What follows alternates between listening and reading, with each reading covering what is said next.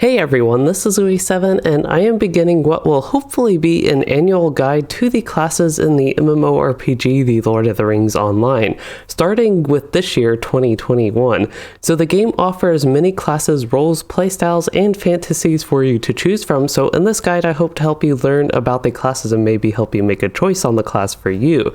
And I do want to point out that I have what is essentially a text version of this guide on my website lotrobasics.com if that is of interest to you, and that will also have some more background information on some things. But for a short overview, in LOTRO, your class is like a defining aspect of your character's identity. Each class has 3 specializations to choose from, which are often referred to by their color in what is called the trait tree. That is kind of like the talent system for LOTRO. But the 3 colors there are blue, red, and yellow, and I should point out each tree does have a more proper formal name to them. Additionally, your class and specialization define your character's role in gameplay, and in LOTRO there are 4 main roles, and those are tank, DPS, healer, and support. And finally, before we get into detailing each class individually, I do want to give a quick overview of all of them. So there are currently 10 classes in the game, with actually an 11th planned for later this year. And I will be going through this list in alphabetical order, and just so you all know, 7 of the classes are available for free as any account type, while the other 3 do need to be purchased, and I will mention those as well. And the first one is actually one that needs to be purchased. This is the Beorning. And the Beorning is a versatile melee class who can skin change or shapeshift into a bear, and they can perform as DPS, tank, or healer. And this one you can purchase alone or in a bundle with a character slot. Next up would be the Brawler, but this is actually an upcoming class that is not in the game yet, and the latest info suggests this will be released with the Gundabad expansion in fall of this year. And it is in early development, so that is about all we know at this point. And then the next class is the Burglar, and this is a fast-paced and stealth-based melee class who can focus on DPS or support, and they have emphases on burst damage, damage over time, and debuffs. And the next class we have is the Captain, and this is a support-based melee class who buffs allies and provides some additional utility while just being generally versatile in its roles through the specializations. So the Captain overall is a support, but they can specialize for tanking, DPS, or healing. And then next up we have the Champion. This is an offensive melee class who can focus on single target or area of effect damage, or they can even choose to bolster their defenses as an aggressive tank. Moving on, we have the Guardian, and this is a defensive and reaction-based melee class who can be a heavy tank with a shield, or they can opt for a two-handed weapon to take on a more offensive approach, either as a tank or DPS. And moving on, we have the Hunter, and this is a classical bow and arrow range DPS who can specialize in mobility and shooting on the move, or becoming a heavy and steady shooting ranger, or they can even focus on trapping and debuffing enemies for increased utility. Next up we get to the first true magical class, and that is the Lore Master. This is a ranged magic spellcasting class who has animal pets, and they're actually nature-based animal pets, and they can specialize in debuffing for support, or they can focus on DPS with large tactical damage, or they can even focus on improving their pets. Next up we have the Minstrel, and this is a ranged instrument and music-based class who uses their powers to heal and buff allies, or they can actually take a more offensive approach and damage enemies. So the Minstrel could be a healer or a support-based healer or DPS for their role. And next up we have the Rune Keeper, and this is another magical-based class. This is another ranged spellcaster who can focus on damaging enemies with either fire or lightning, or opting to use their abilities to heal allies, so they can DPS or heal. And I should point out the Rune Keeper is one of the classes that needs to be purchased along with the next one, the Warden. Both of these classes, Rune Keeper and Warden, either come with the original Mines of Moria expansion pack, or you can get them in the LOTRO store individually. And to get on with the Warden, this is an agile combo-based class who can focus on melee or ranged combat as a DPS, or they can improve their defensives to serve as a tank. Alright, that is all of the classes in LOTRO right now, and now that we have covered a brief description for all of those, I do want to go into more detail overviewing the lore, fantasy, gameplay, roles, and specs of each class to give you all more details on them. And as usual, I will have timestamps and sections on the video on the screen and in the description and on YouTube if you do want to skip to the classes that are of most interest to you. I do have one more thing to point out as we get into this. In general, I will be going about the lore, fantasy, gameplay, and roles and specs of the classes, but I do want to touch on viability as well. And in general, in casual, low difficulty, and leveling content in LOTRO, all specs are viable to fill their role. However, not all specs are going to be viable in like typical in-game progression content, as you would call it. So just the way that works is some classes will outclass others, so to speak, in whatever role. And in general, most classes will have at least one viable spec or role they tend to for in-game content. But like in many games, there becomes kind of an established meta, and as balance changes, that meta changes, so I won't focus too much on that, but I will give you all the current information on the balance and viability of the classes. And that is, I think, one of the benefits of trying to do this video, this guide annually, is to document basically how that changes and keep all the information up to date. And for the first class, I want to cover the Beorning, and Beornings are long descendants of Beorn. They have a deep connection with nature and are mostly known for their ability to skin change into a bear, and also for their love of honey and bees that go with that. But the Beorning is at the current moment the newest class to LOTRO. Again, the Brawler will be coming up soon, and they have a unique system of Wrath. Wrath replaces power and actually functions similar to Rage in World of Warcraft and other MMOs. It's built up and consumed in combat, and overall the Beornings provide a very versatile gameplay experience as they can specialize to perform each of the major roles with healing, tank, and DPS. As far as Beorning gameplay goes, overall they must balance between shape-shifting between man and bear form during combat and building and consuming wrath. So in man form, they have a small variety of single target and area of effect melee attacks that build wrath, while they often look to bleed and debuff enemies and heal in man form. And in bear form, they can gain some passive benefits to improve themselves in combat, but overall they slowly build wrath in combat and they can consume it in bear form for powerful abilities. And Beornings also do have a couple choices when it comes to weaponry. They can offer a two-handed weapon, which allows for slower and heavier hitting, and this does allow for more damage overall in bear form, or they can choose to dual-wield two weapons at once for quicker hitting, and this can give the Beorning more stats, and it also allows for more damage in man form as you get an extra hit. And now I want to cover the roles and specs for the Beorning. And first we have the blue line. This is the tank line, and the main theme with that is you want to be in bear form a lot to gain survivability and even some damaging capabilities. And then the next spec, the red line, this is melee DPS, and they focus on bleeding enemies while generating wrath in man form and then consuming it in bear form for high damage abilities. And the last spec is the yellow line, and this is the healer support line, and this focuses on balancing wrath builders and consumers to heal allies and debuff enemies, and this one very frequently swaps between man and bear form as that happens. And then for the final section of the Beorning, I want to cover their gameplay in solo and group roles. So Beornings are a very strong class for soloing and leveling, especially at the low levels. Redline will provide maximum damage while leveling, but the blue or yellow can both be used to survive difficult content if you want to solo some challenging stuff. And in group situations, currently in endgame, Beornings are most often taken for their healing and debuffs in the yellow line, but their blue line does offer a viable tank spec. The red line really does not scale with level, so while it is strong at low levels, other classes typically outperform a Beorning in the DPS role at endgame, so it's not very frequent you see DPS bears going around. So the next class we have is the Brawler. The Brawler, again, is an upcoming class that is not in the game right now. It was leaked in late 2020 and was more formally announced in November 2020, and we've been given a little bit scattered details. But the currently known information is the classes hope to have satisfying animations and be really fun to play, and it will have unique systems, as in like unique gameplay mechanics. And again, it is set for release with the Gundabad expansion in fall 2020. That is the current plan, at least with that. Now we are onto the Burglar, and for their lore and fantasy, they are inspired by Bilbo Baggins. They are very sneaky and deceitful and just overall masters of stealth and take advantage of enemies whenever possible. As far as combat goes, they are very fast-paced and built around tricking, debuffing, and bleeding enemies. They use the element of surprise to also land powerful critical hits, and in addition to just raw damage, burglars do provide a lot of utility and support to battle. So with their gameplay, they utilize a variety of basic melee attacks along with stealth, damage over time, and debuffs, and as I mentioned, and they also have a big focus on a critical chain, which opens up when you get a critical hit.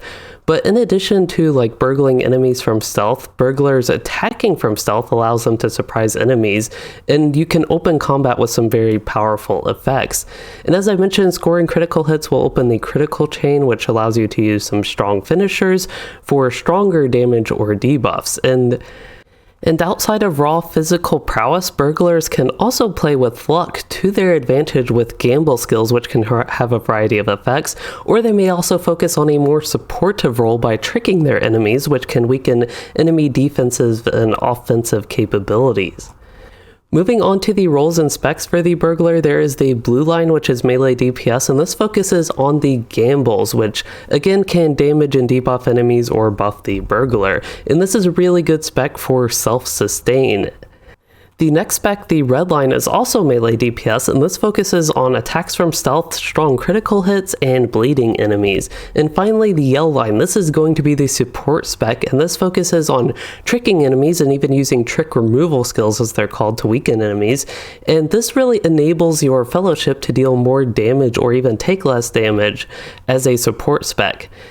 And to talk a little bit about these roles and solo and group gameplay, first, soloing as a burglar is very oriented towards a slower playstyle. Even though you can run in directly to enemies, you are more rewarded when you slowly approach them from stealth and burgle them and all the such. But in the red line, as I mentioned, you deal enough damage that you can be very direct and fast-paced if you want to be. And the blue line is very good for survivability while playing solo. And the yellow line is probably not going to offer you many benefits while playing solo. It's best used in a group role due to its supportive role. So as far as the group gameplay goes, burglars are often looked for their high damage in red line or their support in the yellow line, which can even provide moderate DPS at high levels. The blue line overall doesn't offer too much competitive for group content, especially at high levels. Moving on to the captain, this is a class that is the leader of the battlefield, and they provide a lot of support to their allies.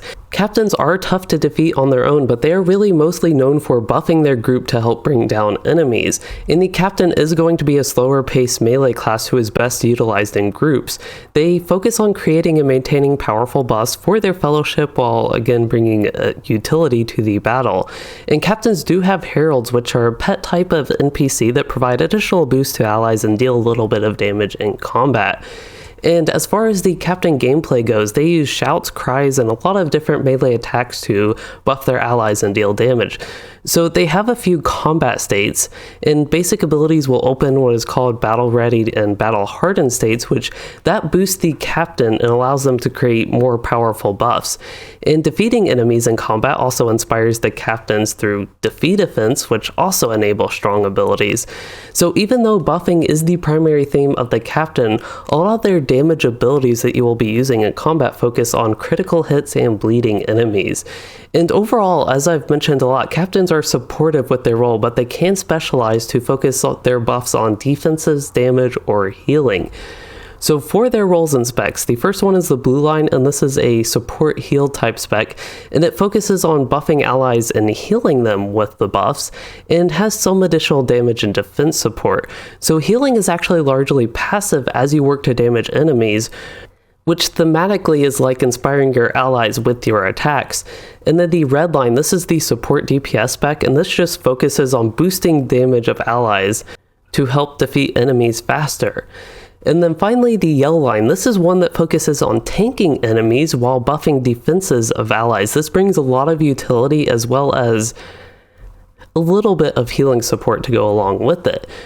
And for the gameplay experience on the captain with these roles in solo, the captain is a little bit slow and low damage due to its supportive role. The red line will give you the most damage while leveling and questing though, or then the blue or yellow line could be used to solo difficult content, but they are much slower paced. And then moving on for group gameplay, this is where the captain really shines because they are valued for their support and utility. The red line greatly boosts group damage, and at endgame it provides even some useful off healing. And the yellow line serves actually as, at the very moment with the current meta, the best tank in endgame. And then at high levels, the blue line unfortunately doesn't provide enough healing output or buffs to be quite as useful compared to, say, another healing class or even another spec that the captain has. However, it can definitely be used as a healer or off healer for group content, especially while leveling is where the blue line can shine. Starting with the champion, for their lore and fantasy, they are just relentless warriors who are at the forefront of battle. They are specialized melee combatants that can use almost any weapon type and wear heavy armor for defenses since they're always in the enemy's face. And they are overall just a basic melee class that can be good for new players. They do have the unique fervor system with abilities building and consuming fervor points in combat. A lot of champion basic attacks build fervor and may empower the champion or debuff enemies, and then fervor consumers, these are the ones with much more powerful effects with high damage or even bolstering the champion's defenses. And champions do have two playstyle choices when it comes to weapons. You can use a two-handed weapon for slower, heavier hitting, but often with fewer attacks per skill, or you can dual wield for quicker hitting and more attacks, but the individual hits will be a bit weaker. And as far as the roles and specs go, the blue line is the tank spec, and this focuses on becoming an offensive tank. They use some bubbles, self-heals, and parry reactions for their combat, and they can use two-handed weapons to block while in this tank spec, so that's often their weapon of choice. And the red line is melee DPS, single target DPS. This focuses on single target damage with strong critical hits, while the yellow line is AoE melee DPS that focuses on area of effect damage with attacks that hit multiple enemies at once. And as far as champion solo gameplay goes, they bring really a hack and slash playstyle while adventuring solo. You just keep on hitting enemies and keep on moving on. With the red line, you can quickly defeat enemies one by one in single target, or the yellow line, you can try to pull whole camps and defeat a bunch of enemies at once. And trying to do that in the yellow line can be more dangerous, but ultimately may allow you to level quests faster and be more rewarding overall. And then if you do run into some challenging content, the blue line can be a good choice for soloing that difficulty content, as it does provide some self-sustain while still offering moderate damage as an offensive tank. And then as far as group gameplay goes, champions are looked after for their melee damage, both in single target with the red line or area of effect with the yellow line. And at endgame, unfortunately, blue line champions are not that valued as tanks. However, they can be great for easier content and while leveling, as they provide a lot of damage as a tank option. Moving on to Guardians, they are very heavy and reactive melee fighters. They work to protect their allies primarily as a tank, but they may take a more offensive approach as a DPS instead. So Guardians have a few combat themes with reactions, bleeds, stuns, and just a variety of basic melee abilities. And they are most well known for defending their allies as a tank, again with a sword and board classic playstyle like that, although again they may forego this role to take on a more offensive approach. And as far as their reaction goes, they have two reaction chains, the block and parry chain. So blocking attacks opens powerful abilities that use a shield, while parrying attacks open powerful abilities that deal a lot of damage with some increased offensive attributes. When opting for a more offensive approach as a DPS, Guardians will gain a lot of bleed effects on their abilities as well. And to kind of summarize the weapon choice when it comes to the Guardian, you can go one-handed weapon and shield, and this will allow the use of shield attacks, which they have quite a few of, and overall give you more defenses, but this does have lower damage and is often most valued for heavy tanking when you need the defenses. Or they can use a two-handed weapon, which allows for more damage but disables shield attacks and lowers the defenses, but it is more often valued for DPS or when you just don't need the defenses even as a tank. As far as the roles and specializations go for the Guardian, they can choose the blue line, which is a defensive tank, and this really focuses on becoming a heavy defensive-oriented tank who protects allies, and this is always going to be with a shield.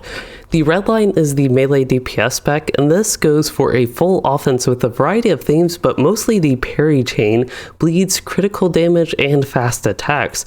The yellow line is an offensive tank that can choose to either use a shield for more defensive, or they can even gain the ability to block with a two-handed weapon for a more offensive approach even, and they deal a lot of area of effect damage and debuff enemies. As far as solo gameplay goes for Guardians, they offer a very safe solo experience due to their overall high defenses. They may spec into the red line for high single target damage with moderate area of effect damage, or the yellow line to boost defensive, self-healing, and they have massive AoE damage potential in that if you want to pull a lot of enemies at once.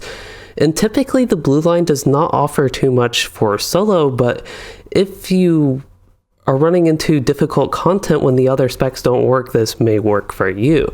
As far as group gameplay goes, Guardians are currently, at the moment of this video, in a little bit of a rough spot. For the longest time in LOTRO, Guardians were the tank of choice, but there have been a lot of changes to how tanking and dungeon mechanics work, and it just overall made some other tanks, notably the Captain, a little bit better. But with all that said, they still do offer a viable tank spec with the blue line for almost all content in the game. The L line does offer more damage and more AoE, which can be very helpful for easier content and while leveling.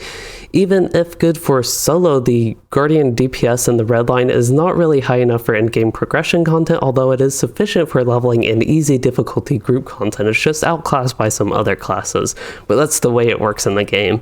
And in general, Guardians are widely expected to fill the tank role when grouping.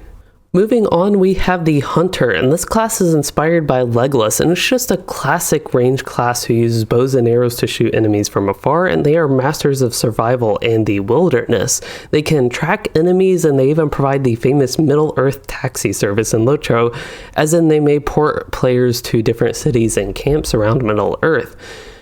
For gameplay, Hunters have a unique focus system which consists of builders and consumers, and their arsenal does include some melee attacks if their enemies get too close, and traps to debilitate foes and even damage them. So overall, they have a lot of induction-based shots that build focus and some powerful instant shots that consume focus.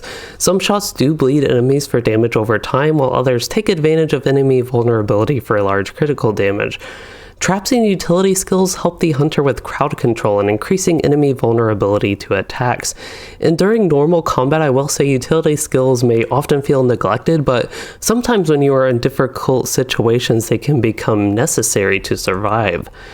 And moving on to the roles and specs for the Hunter, the blue line is a mobile range DPS spec that has the ability to shoot on the move.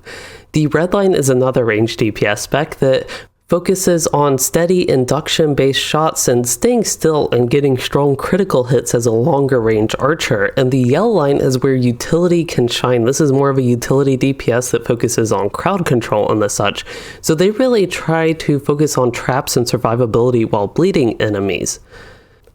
As far as Hunter solo gameplay goes, they are one of the most recommended classes for leveling because they offer a smooth and fast-paced solo experience due to their high damage from range.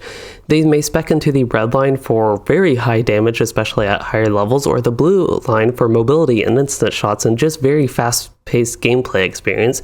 The yellow line, again, it may be used for more crowd control and utility for soloing difficult content, along with some moderate damage and a moderate pace for questing and leveling.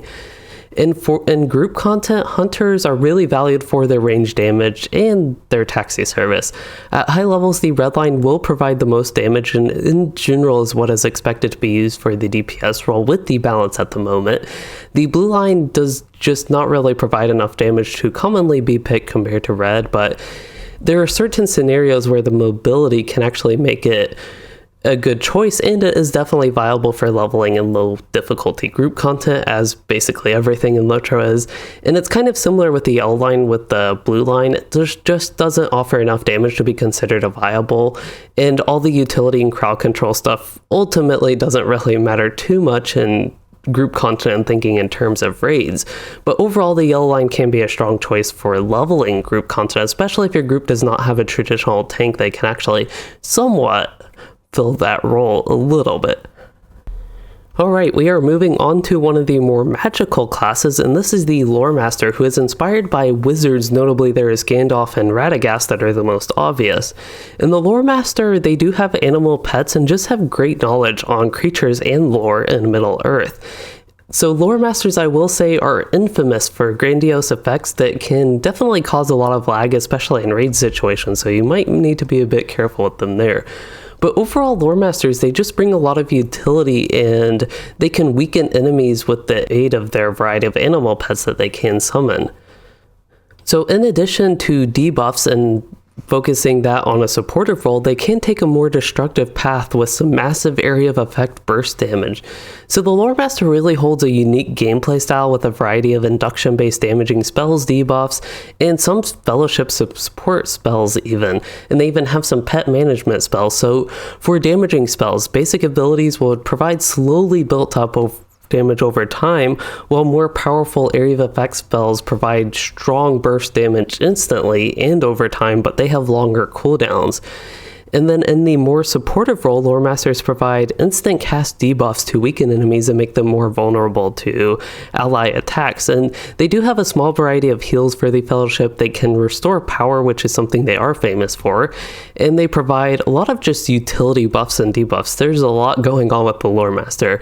And just so y'all know, with the pets, they do work primarily passively, but especially at low levels, they can provide valuable damage, and they have a lot of valuable combat boosts and debuffs at all levels as well.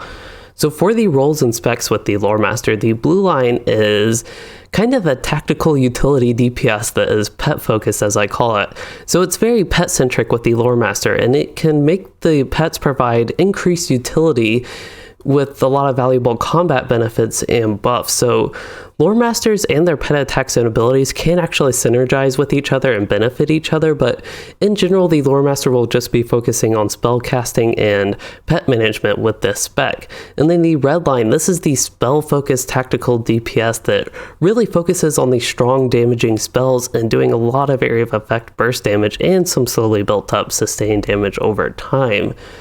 In the yellow line, this is going to be the support line, and this just focuses on debuffing enemies and providing maximum support and benefit to the Fellowship, working to weaken enemies and bring lots of utility to combat.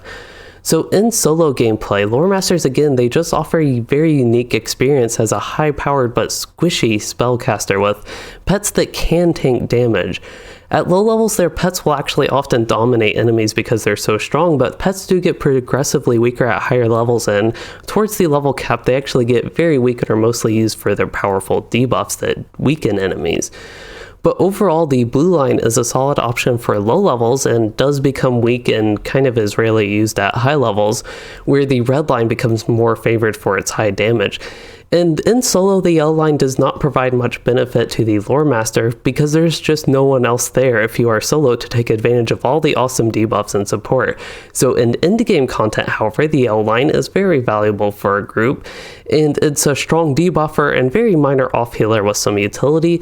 The red line, while it can fill the DPS role in endgame, and especially this is true for leveling in low difficulty group content, it is sometimes avoided due to the lag causing effects. And similarly, blue line also does not provide enough damage or benefit to be run in group content, although the utility may be useful on kind of rare occasions. So overall, they are not the most viable DPSers at the moment, and Lore Master is primarily a debuffer in the yellow line as a support class. For endgame group content, that is. Moving on, we have the Minstrel, and the Minstrel is the master of music and song, kind of like a bard, and the music is primarily used to bolster allies. However, they may also choose to use their talents more destructively, as in damaging enemies. And minstrels are also known for their ability to tutor other players in learning instruments, which can be played using the in-game music system, which is a whole thing in its own. But as far as minstrel goes, going back to them, they use a lot of songs, cries, ballads, anthems, and finishing codas in combat. And really what they function like as far as gameplay goes is a tactical spellcaster with ranged, instant cast damaging abilities and a variety of healing and group buffing abilities. So Minstrel gameplay really depends on the specialization a lot, and they actually have 3 stances, one that's kind of associated with each specialization, but they have them no matter what spec they are in. So they can focus on healing, buffs, and support or damage. And each of those, again, give a unique gameplay experience. And all stances will utilize ballads, which do give minor buffs, and the ballads also deal damage or healing. And anthems, those give strong fellowship buffs and boost the minstrel's codas. And then finally, all these stances will focus on codas as well, which provide powerful healing or damaging effects. So minstrels also do carry an assortment of induction-based healing spells and instant cast cries and calls that deal large critical and AoE damage. For the roles and specs with the Minstrel, there's the blue line, which is the dedicated healing line, and this, just focuses on healing allies. It does also provide some defensive buffs through anthems. The red line focuses on tactical DPS, and this one just really focuses on damaging enemies with the powerful cries and calls, while the anthems they have will provide offensive buffs. And finally, the yellow line takes on more of a balanced approach with damaging and healing aspects, while overall focusing on supporting the fellowship through powerful anthems and buffs. And they can both damage and heal at the same time, although they are individually weaker compared to the other specs. And as far as solo gameplay goes, with instant cast damaging abilities again that are usable on the move, minstrels have a very fast-paced solo leveling and questing experience, with the red line providing the most damage by far. And the yellow line may also be infrequently used when, say, attempting to solo difficult content, as you can better heal yourself. The red line really limits your healing capabilities, even your self-healing capabilities. And then for group gameplay, in general, minstrels are just widely expected to heal. They're the classical healing class in LOTRO, and usually the healing will be in the blue line to maximize healing and still give moderate buffs, but the yellow line again may be used for some additional damage and support if not much healing is required for whatever you're running through as a group. And finally, the red line. This one may provide moderate AoE damage as the DPS role, although again it is rarely taken for, especially at endgame, because other classes do outperform them as a tactical DPS. Moving on to the second to last class, we have the Rune Keeper, and they are a little bit odd because they are just masters of language and runes. They use runestones and linguistics with their spells to create lightning, fire, frost effects, or to heal allies. And they are the only class that uses the runestone weapon type, and this is a small rune carved stone from which they cast spells through speaking in air quotes because it's just casting spells within the game. And then Rune Keepers, they can focus, again, their spellcasting to be destructive or healing. They use a unique scale-based attunement system to do that. And with the attunement system, you kind of are at the resting state of neutral attunement in the middle, and that is what you're resting at out of combat. And then on one side of the attunement panel, there is battle attunement, and the other side is healing attunement. And the battle attunement will empower the damaging abilities, or the healing attunement would empower healing abilities. So the Rune Keeper gameplay is centered around that attunement system, with basic abilities building attunement, while attunement is consumed by powerful abilities with unique effects. And there are also some utility type abilities. Those are the ones that bring you closer to neutral attunement, as they aren't really oriented towards damage or healing.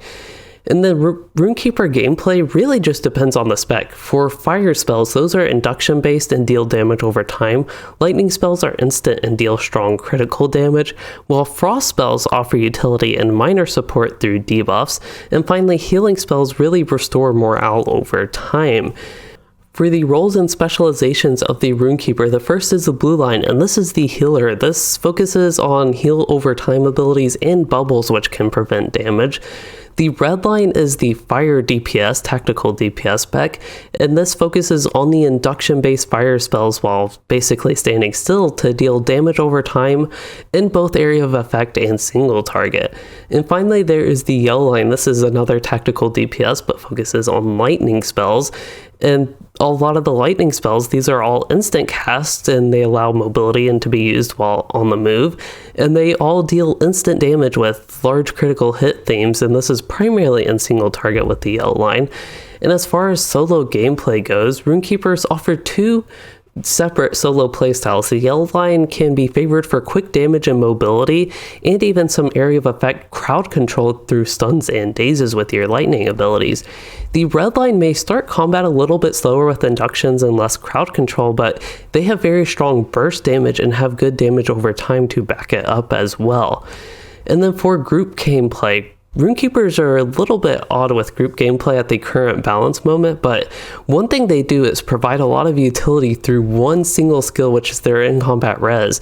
This skill basically functions, as you put it, as a buff on an ally, and then if they die, they can be res based off of that buff. But outside of that, with group content, they do offer actually, at the moment, the best healing output in the game with Blue Line.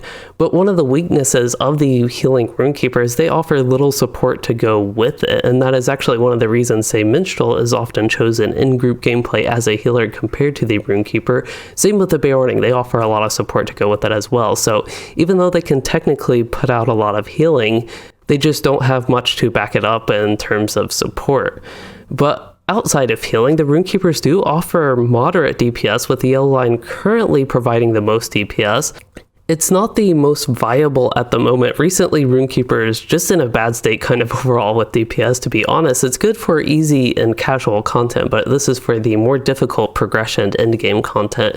In the red line, even though it's weaker than the yellow line, it may still be used. It just doesn't provide as much crowd control or utility. And finally, we are on the last class, and this is the Warden. And I'm going to be honest, this is my favorite class in the game, so I might go on about it a little bit longer here. It is also the most complex class in the game, which would be another reason for me to go on about it a little bit long here. And that's actually what they are known for.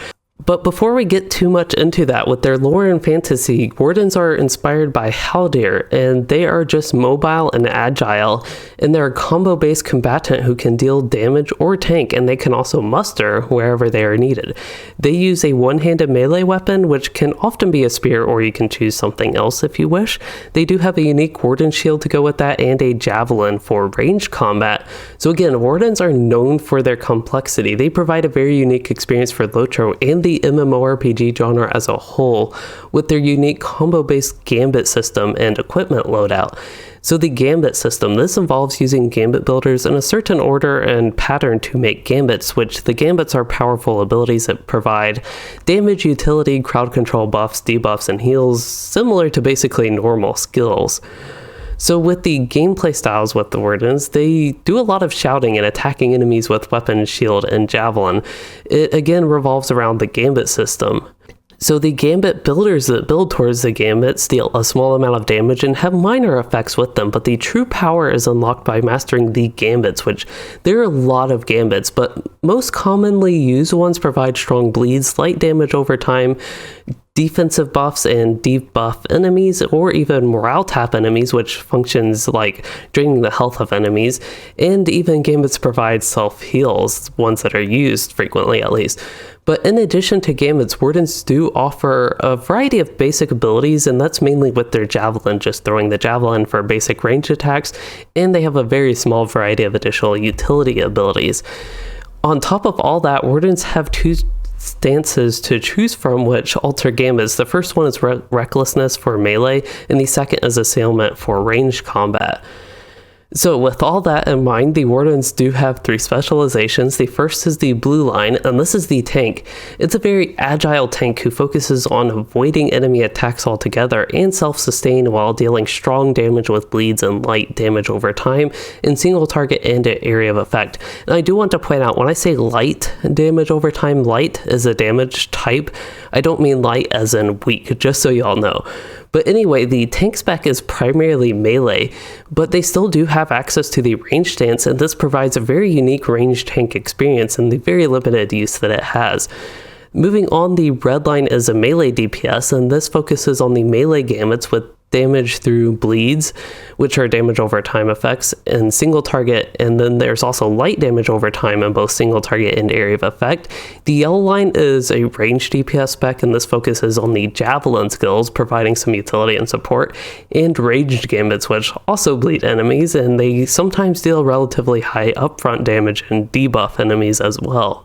For Warden solo gameplay, they overall provide a strong solo experience, but often their damage does take time to build up, and especially at low levels, sometimes the full effects of your abilities are not always realized in general with questing and leveling in solo gameplay, because you don't get to see that overtime effect. But as far as specialization choice while going solo, both DPS specs are actually good.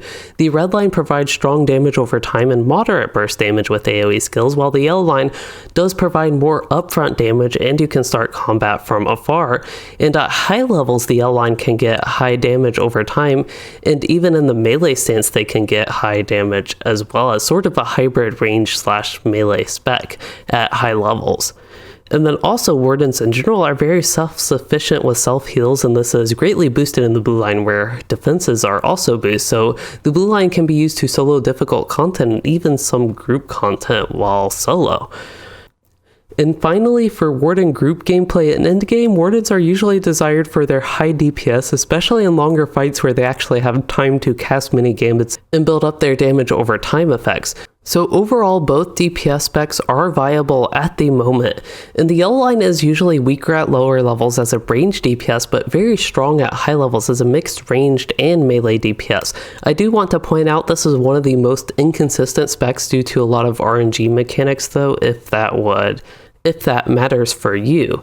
The yellow line also does provide some minor group support, I should mention, but the red line will provide more consistent damage over time and is often chosen for group content both while leveling and at endgame. I will say both specs are also very challenging to play.